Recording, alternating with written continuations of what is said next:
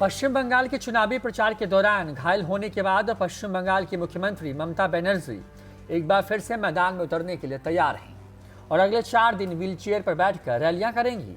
ममता बनर्जी की wheelchair rally की शुरुआत नंदीग्राम दिवस के मौके पर आज दोपहर 3 बजे कोलकाता में होगी। इसके साथ ही तृणमूल कांग्रेस ने चुनावी घोषणा पत्र जारी करने का कार्यक्रम भी टाल दिया है। ममता बनर्जी आज यानी कि 14 मार्च को कोलकाता में अपने भतीजी और टीएमसी सांसद अभिषेक बनर्जी के साथ रैली में हिस्सा लेंगी। ममता बनर्जी की व्हील चेयर पर यह पहली रैली है और कोलकाता में मायो रोड से हाजा रोड तक रैली में वो हिस्सा लेंगी। इसके बाद आज शाम दुर्गापुर जाएंगी और कल यानी कि 15 मार्च को पुरुलिया में रैली को संबोधित करेंगी। इसके बाद ममता बनर्जी 16 मार्च का झाड़ग्राम और 17 मार्च को बांकुड़ा में रैली को संबोधित करने वाली हैं। ममता बनर्जी 17 मार्च को बांकुड़ा में रैली करने के बाद उसी दिन कोलकाता लौटेंगी और शाम को करीब 7 बजे घोषणा पत्र जारी करेंगी। यह दूसरा मौका है जब टीएमसी ने घोषणा पत्र जारी करने का कार्यक्रम टाला है।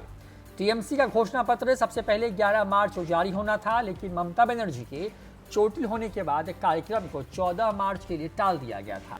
अब टीएमसी ने इसको एक बार और आगे बढ़ा दिया है।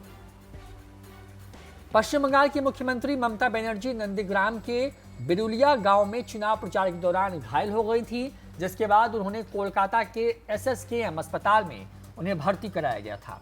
ममता बनर्जी को बाएं टखने और पैर की हड्डियों में चोट लगी है, जिसके बाद उनके पैरों पर प्लास्टर लगाया गया है।